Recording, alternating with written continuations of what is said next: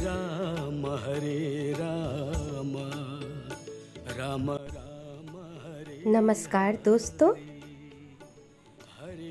आप सबको पता होगा कि हिंदू पंचांग के अंतर्गत प्रत्येक माह की 11वीं तिथि को एकादशी कहा जाता है। एकादशी को भगवान विष्णु को समर्पित तिथि माना जाता है। एक महीने में 2 पक्ष होने के कारण 2 एकादशी होती है। एक शुक्ल पक्ष की एकादशी और दूसरी कृष्ण पक्ष में। इस प्रकार वर्ष में कम से कम 24 एकादशी होती है।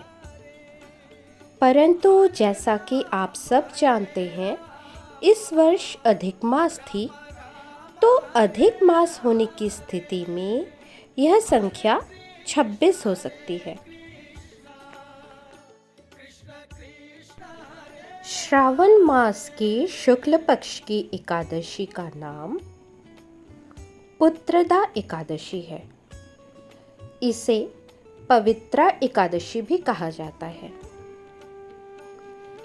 तिथि अनुसार यह एकादशी कल अर्थात 27 अगस्त दिन रविवार को पड़ रही है।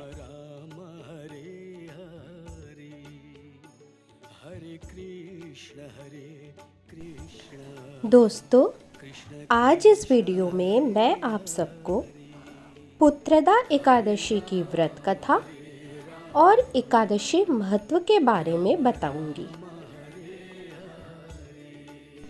श्री युधिष्ठिर ने भगवान मधुसूदन से पूछा कि हे भगवान, कृपया आप मुझे श्रावण शुक्ल एकादशी का क्या नाम है, इस व्रत को करने की विधि और इसका महात्म्य कृपया करके मुझे कहिए। मधुसूदन कहने लगे, इस एकादशी का नाम पुत्रदा एकादशी है। इस एकादशी को पवित्रा एकादशी भी कहा जाता है। एकादशी व्रत करने से पहले हमें इस व्रत के नियम जान लेने चाहिए। एकादशी के व्रत का संबंध 3 दिनों की दिनचर्या से होती है। भक्त उपवास के एक दिन पहले दोपहर में भोजन लेने के उपरांत शाम को भोजन नहीं ग्रहण करते, ताकि यह सुनिश्चित हो सके कि अगले दिन पेट में कोई अवशिष्ट भोजन न बचा हो। भक्त एकादशी के दिन उपवास के नियमों का कड़ाई से पालन करते हैं तथा अगले दिन सूर्योदय के बाद ही उपवास का समापन करते हैं। एकादशी व्रत के दौरान सभी प्रकार के अनाज का सेवन वर्जित होता है। ठहरिए, यदि आप व्रत करने में सक्षम नहीं हैं, तो भी आप निराश न हो। एकादशी के दिन भोजन में चावल का प्रयोग ना करें। झूठ, परनिंदा, पर चर्चा से बचे रहे और एकादशी के दिन विष्णु सहस्त्र नाम का पाठ करते रहें। आप पर भगवान विष्णु की विशेष कृपा होगी। आइए सुनते हैं पुत्रदा एकादशी का महात्म्य। पुत्रदा एकादशी व्रत करने वाले व्यक्ति को पूजा के बाद श्रावण पुत्रदा एकादशी व्रत की कथा जरूर सुननी चाहिए। ऐसा करने से व्रत पूर्ण होता है और मनोकामनाएं पूरी होती हैं। इसके सुनने मात्र से ही वाजपेयी यज्ञ का फल मिलता है। तो दोस्तों, आइए सुनते हैं पुत्रदा एकादशी व्रत कथा।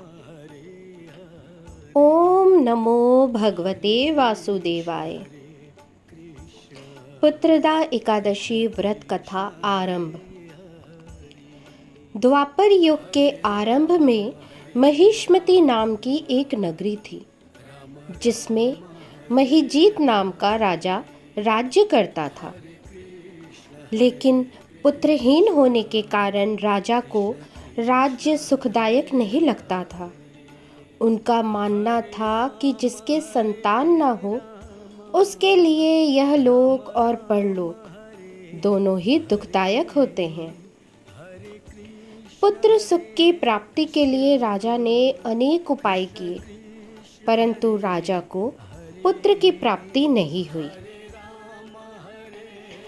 वृद्धावस्था आता देख राजा ने प्रजा के प्रतिनिधियों को बुलाया और कहा, हे प्रजाजन, मेरे खजाने में अन्याय से उपार्जन किया हुआ धन नहीं है।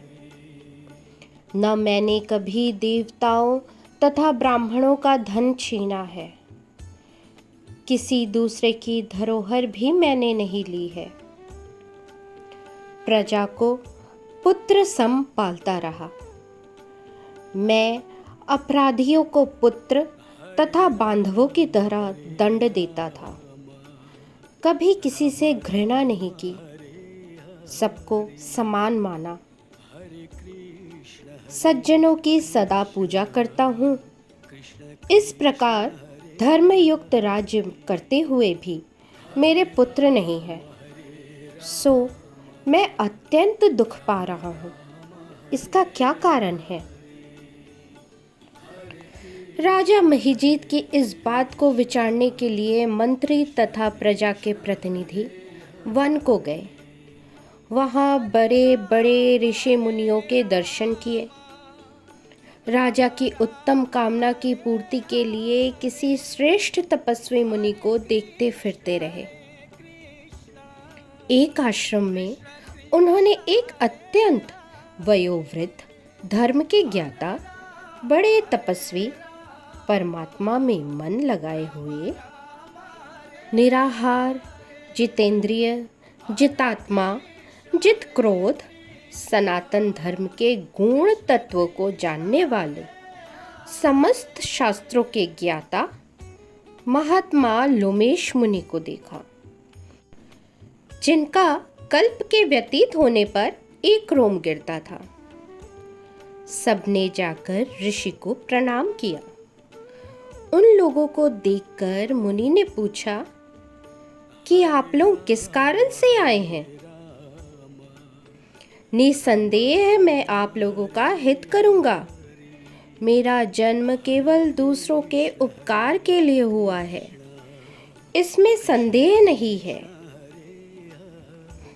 लोमेश ऋषि के ऐसे वचन सुनकर सब लोग बोले, हे महर्षि, आप हमारी बात जानने में ब्रह्मा से भी अधिक समर्थ हैं।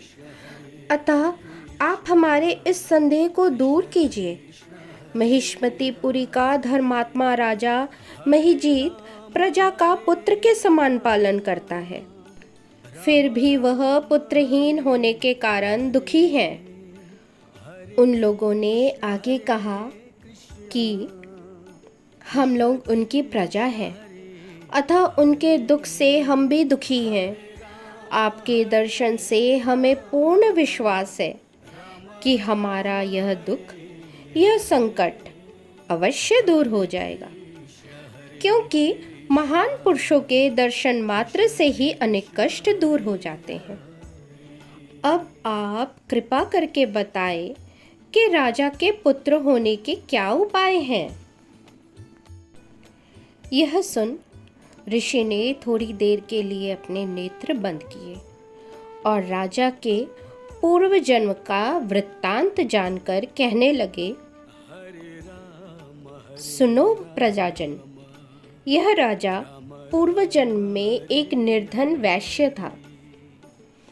निर्धन होने के कारण इसने कई बुरे कर्म किए। यह एक गांव से दूसरे गांव व्यापार करने जाया करता था। एक समय ज्येष्ठ मास के शुक्ल पक्ष की द्वादशी के दिन मध्याह्न के समय, जब वह 2 दिन से भूखा प्यासा था, एक जलाशय पर जल पीने गया। उसी स्थान पर एक तत्काल ब्याही हुई प्यासी गौ जल पी रही थी। राजा ने उस प्यासी गाय को जल पीते हुए हटा दिया और स्वयं जल पीने लगा। इसलिए राजा को यह दुख सहना पड़ रहा है।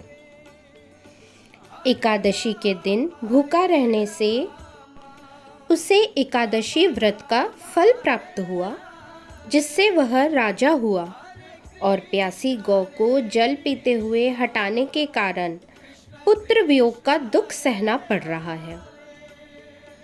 ऐसा सुनकर सब लोग कहने लगे, हे ऋषि, शास्त्रों में पापों का प्रायश्चित भी लिखा है, अतः जिस प्रकार राजा का यह पाप नष्ट हो जाए, आप ऐसा ही उपाय बताएं।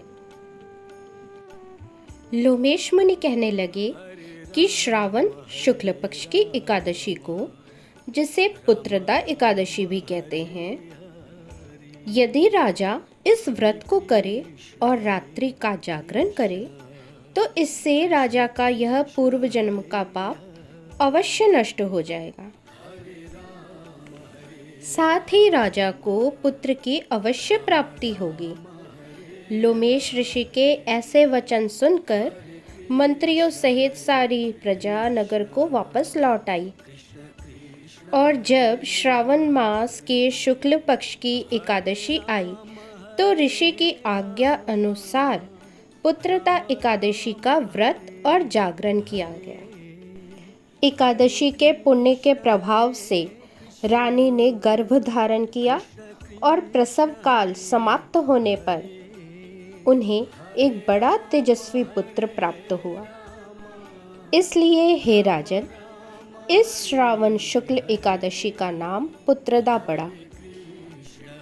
अतः संतान सुख की इच्छा हासिल करने वाले इस व्रत को अवश्य करें।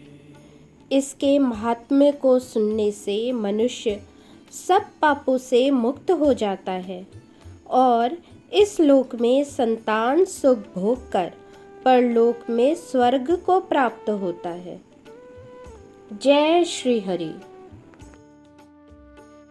दोस्तों, एकादशी का व्रत करते समय कुछ चीज़ों का ध्यान रखना अति आवश्यक है। जैसे फलाहारी को गाजर, शलजम, गोभी, पालक, कुल्फा का साग इत्यादि सेवन नहीं करना चाहिए। केला, आम, अंगूर, बादाम, पिस्ता इत्यादि अमृत फलों का सेवन करें। प्रत्येक वस्तु प्रभु को भोग लगाकर तथा तुलसी दल छोड़कर ही ग्रहण करना चाहिए। द्वादशी के दिन ब्राह्मणों को मिष्टान दक्षिणा देना चाहिए। ओम नमो भगवते वासुदेवाय।